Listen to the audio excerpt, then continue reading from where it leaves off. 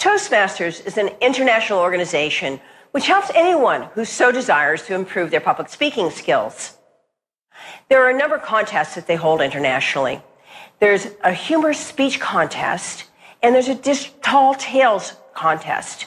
Richard Stewart has won in both of those categories 3 times, each category. This award-winning speech, Call of the Wild, the LA Times proclaimed him as the biggest liar in LA. You can imagine what that did to his social life. With that award-winning speech, Richard Stewart with Call of the Wild.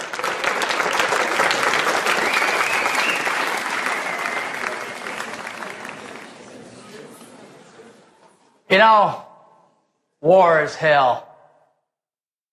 I'm not talking about those sissy wars. I'm talking about the big one. That's right, WWII. I remember it well. Too well, I'm afraid. It was mid-December. I was in the air, 5,000 feet above Normandy, France, 1944. Sure, I was only 4 years old, but I was big for my age, and besides, I sort of took pride in the fact that I was the youngest fighter pilot working for General Patton. It had been a long war, and I was tired. I was thinking of Christmas, how nice it would be. Bing Crosby, Bob Hope, Lady Gaga. Something happened. Enemy ground fire. I was hit. Smoke began to fill the cockpit. I knew I had to bail. I hit the eject button, but my hand got caught in the steering mechanism. I was thrust into the air. Here's the phone. It's cracked. Permanent damage. Paralyzed to this day. It's a war wound. I looked down and I panicked. The ripcord was on the left side of my chest. And I was left-handed. I couldn't grab it. I saw the ground racing up towards me. I knew I was going to die. I started crying like a 3-year-old.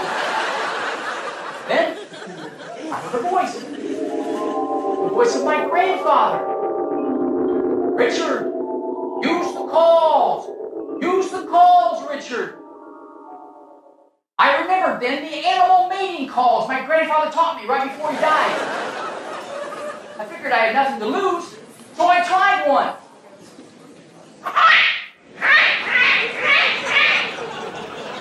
Within seconds, every duck within 5 miles swooped together under me and cushioned my fall. I couldn't believe it. I was overwhelmed with joy. Until I realized they were German ducks. They brought me right in the middle of enemy camp. I was dodging bullets when I landed.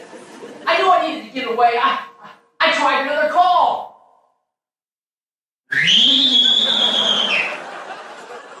I blinked my eyes and a white stallion was running towards me.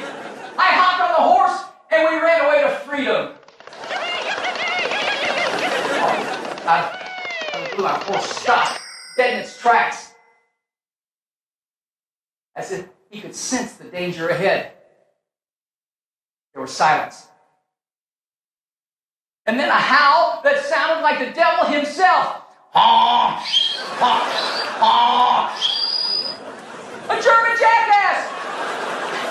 I could tell by the accent. He kicked my horse out from under me and smashed my head up against a rock. I was barely conscious, but aware enough to see the whole German army marching towards me. I knew I only had one call left. It was tricky. Try.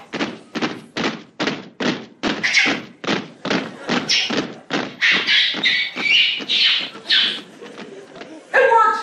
Woodpeckers! They came for miles and they pounded the enemy helpless! And they flew back to the States. They held a parade on my behalf. In fact, I received the Bronze Star, the Purple Heart, and the Medal of Honor. And I brought those with me here today to prove that my story is true and factual. But that was in my pocket.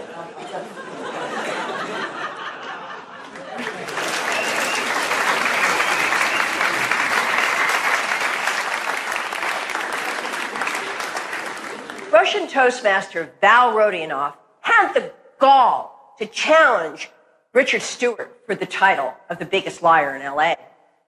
Now, Val grew up in a Russian town where it had no running water, it had outhouses, and there was no sewage. When they took a bath, they needed to go to the traditional Russian bathhouse called a sauna. In the speech which is a humor speech, that Val Rodionov is giving today, is entitled Russian Steam Bath.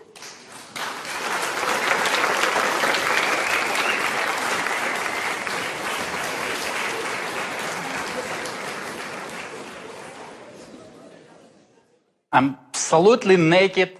I'm sitting on the top shelf of the sauna where temperature is gradually building up, and within 20 minutes it reaches 190 degrees. I'm almost melting.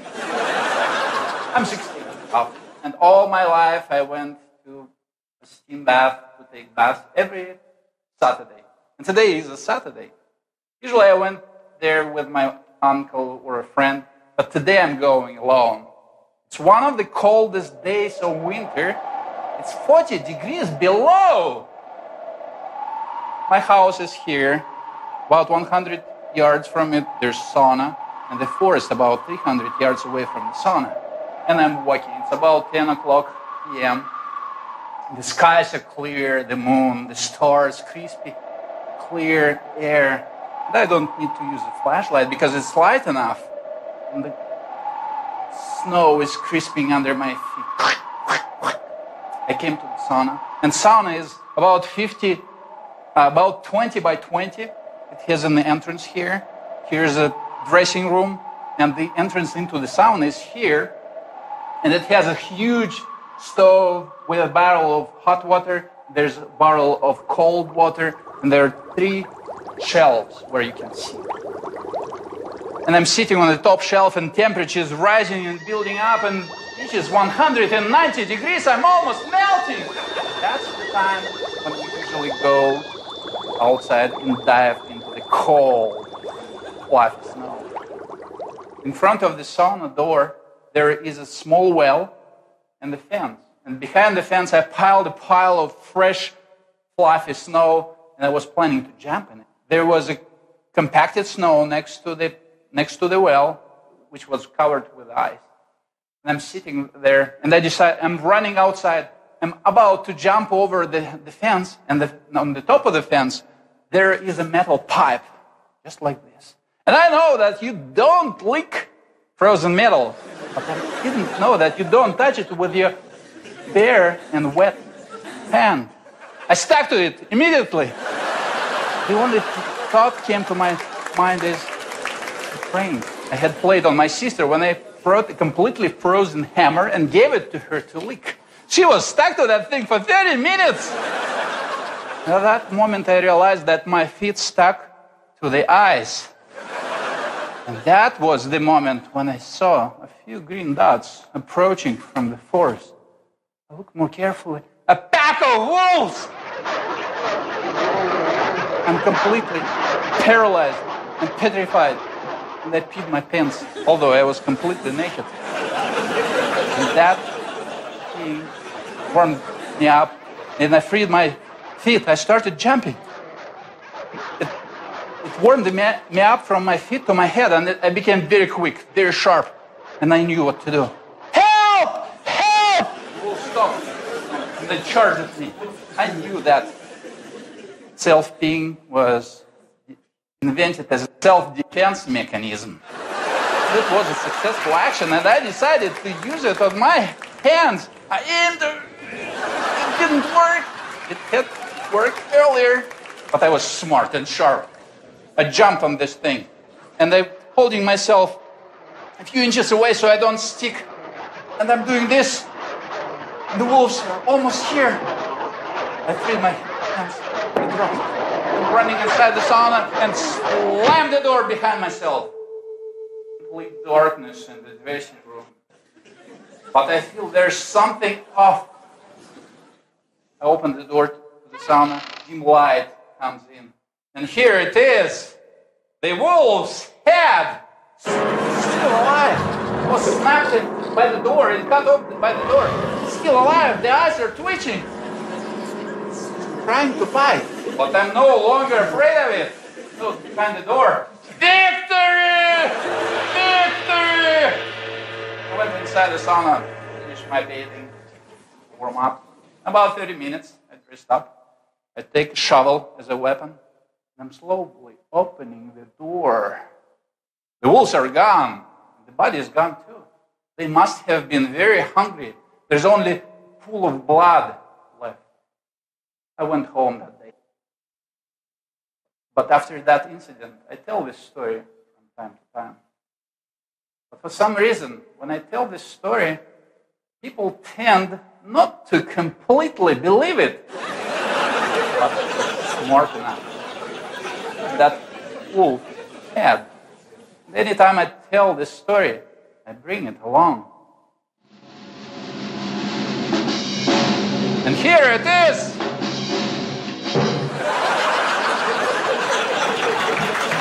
Whoa, that was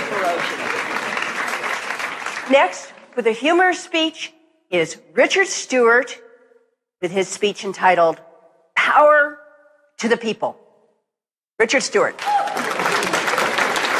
You know, I don't like to toot my own horn, so to speak, but many people don't realize I'm a graduate of Princeton University. That's right, Bachelor of Arts, English Composition, Masters in Linguistics. Now, I know what you're saying, Richard, sure, Mr. Smarty Pants, Princeton University, what did they teach you?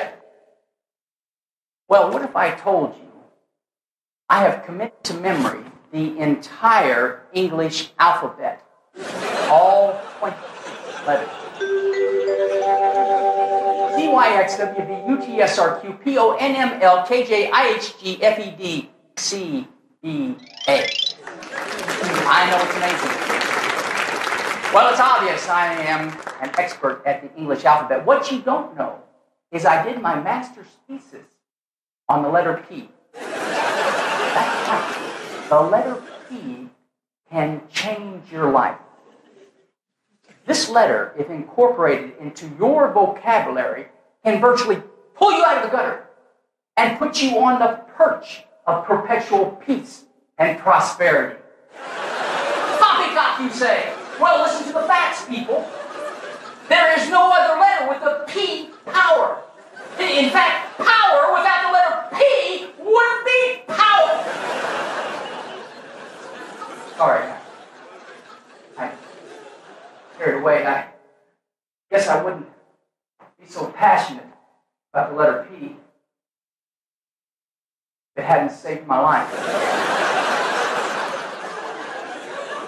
It was pitch black in Pasadena.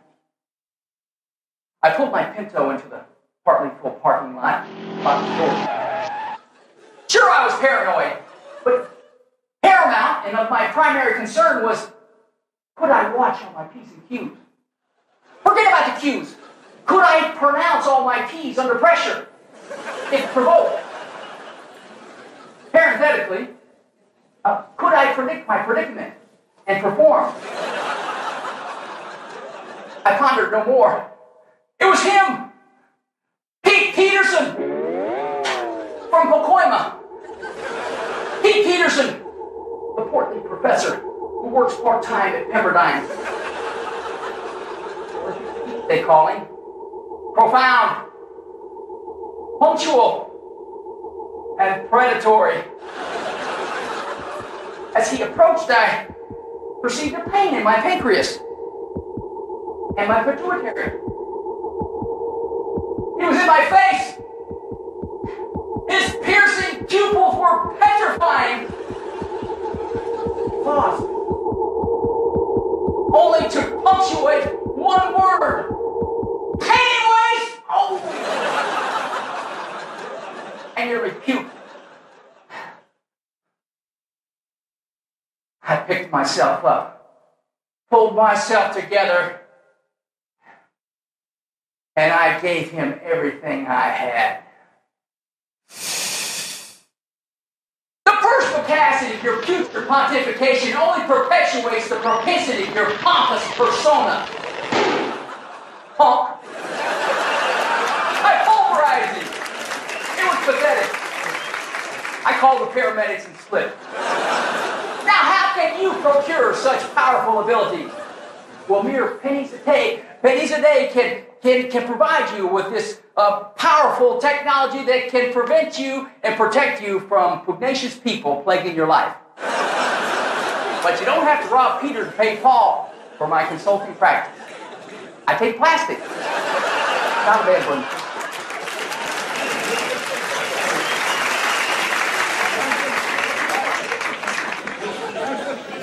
Val Rodionov grew up in the Soviet Union.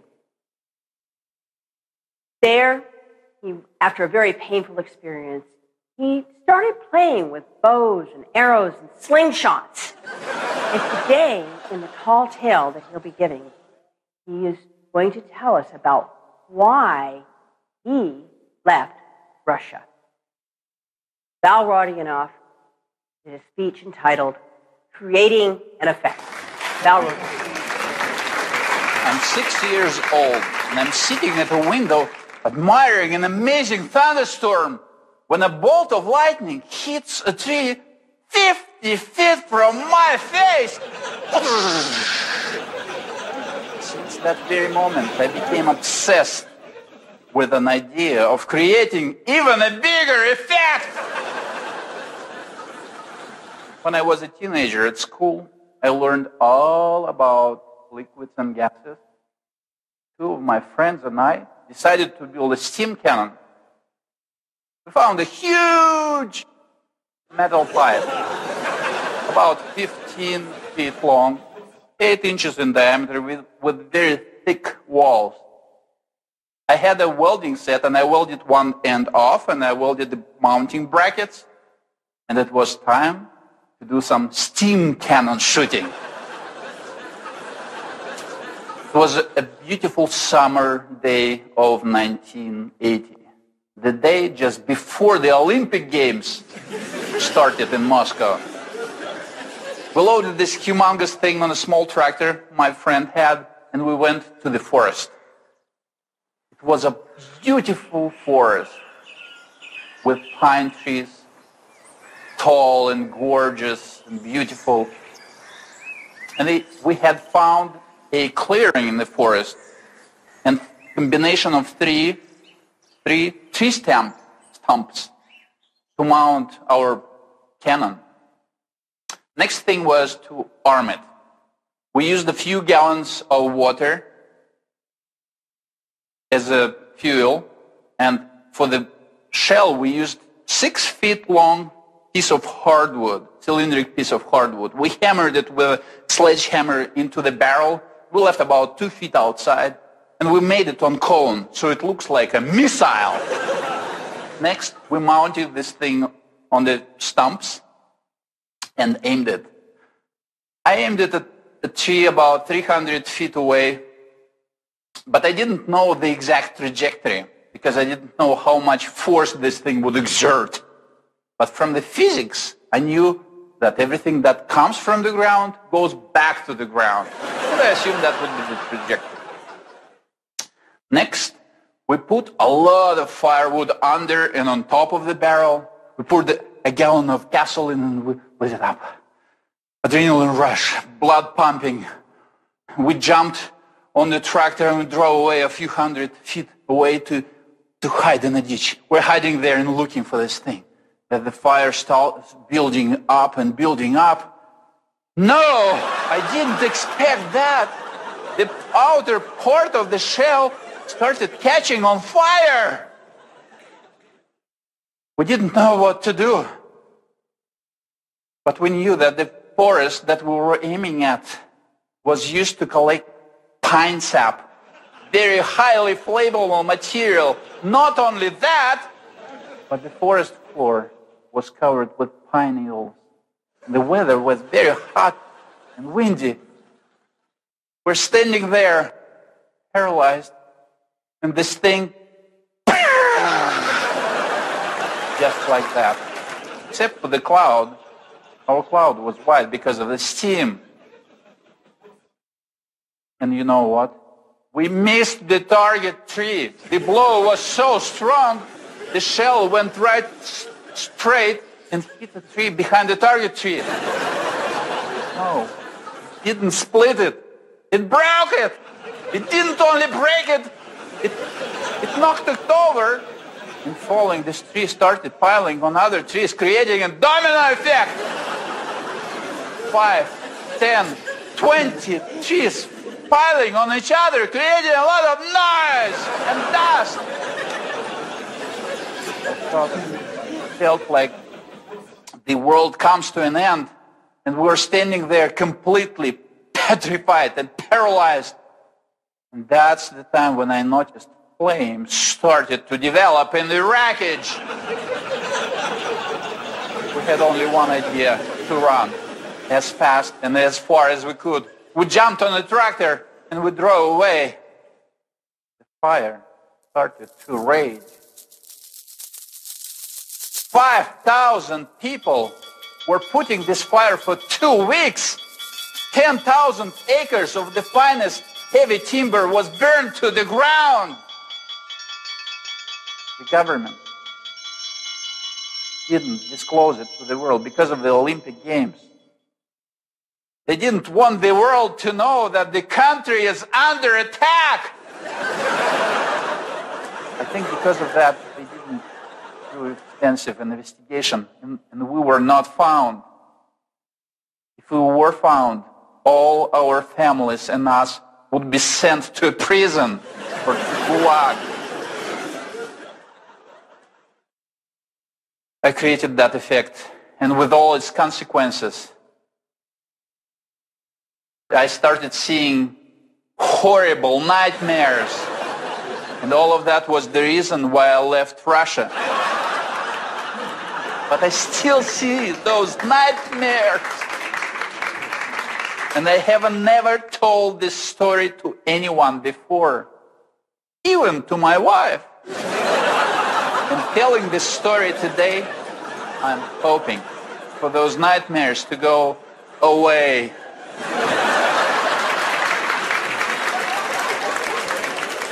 Val wanted me to assure you that this is truly all a tall tale. Thank you.